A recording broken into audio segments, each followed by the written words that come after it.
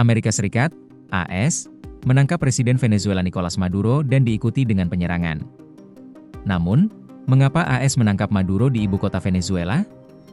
Guru Besar Hukum Internasional UI, Hikmahanto Juwana menilai tentu penangkapan itu merupakan pelanggaran hukum internasional.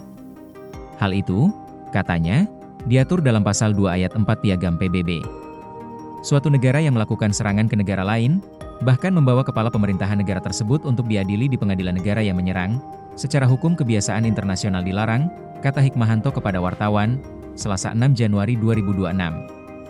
Namun, Hikmahanto menilai AS akan mempunyai tameng sebagai pembelaan. AS akan menggunakan pasal 51 Piagam PBB terkait hak untuk membela diri atau right to self-defense untuk membenarkan serangannya. Bagi AS, perang melawan narkoba merupakan hal esensial untuk menjaga kepentingan nasionalnya. Presiden Maduro dianggap tidak mau kooperatif dalam upaya AS melawan para gembong narkoba, katanya. Berikut pasal 51 Piagam PBB, tidak ada ketentuan dalam piagam ini yang akan mengurangi hak inheren untuk membela diri secara individu atau kolektif jika terjadi serangan bersenjata terhadap negara anggota Perserikatan Bangsa-Bangsa, sampai Dewan Keamanan mengambil langkah-langkah yang diperlukan untuk menjaga perdamaian dan keamanan internasional. Kemudian, dia masih menunggu soal apakah negara yang menjadi sekutu AS akan membenarkan penyerangan tersebut. Mengingat belakangan negara sekutu mempertanyakan berbagai kebijakan Trump yang merugikan mereka.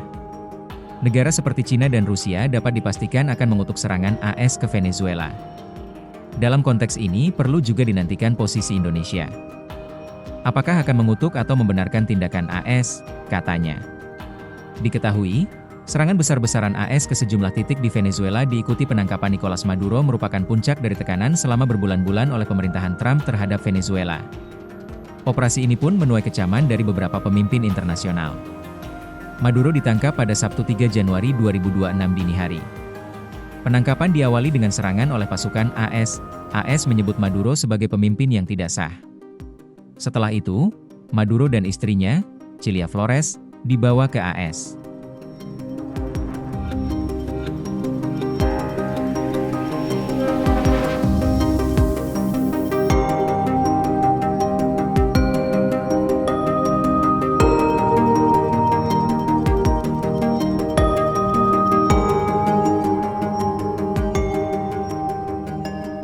Presiden Venezuela, Nicolas Maduro, menghadapi ancaman hukuman penjara seumur hidup setelah dijadwalkan menjalani sidang perdana, Senin 5 Januari 2026 waktu setempat.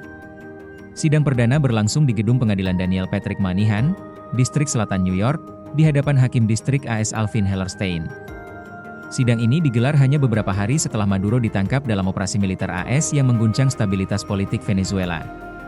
Maduro ditangkap bersama istrinya, Cilia Flores, pada hari Sabtu lalu 3 Januari 2026 dan dibawa ke New York untuk menghadapi berbagai tuduhan federal.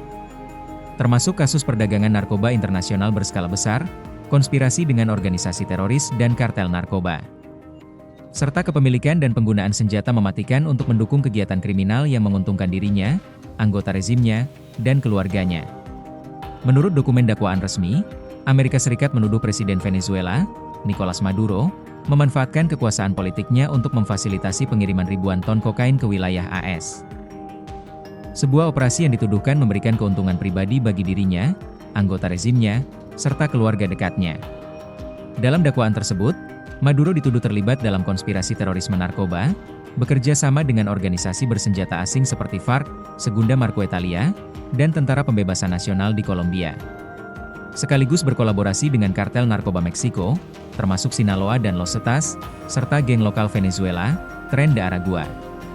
Tuduhan ini menegaskan bahwa perannya bukan sekadar politik, tetapi aktif dalam mendukung dan mengarahkan jalur perdagangan narkoba lintas negara yang terorganisir secara internasional.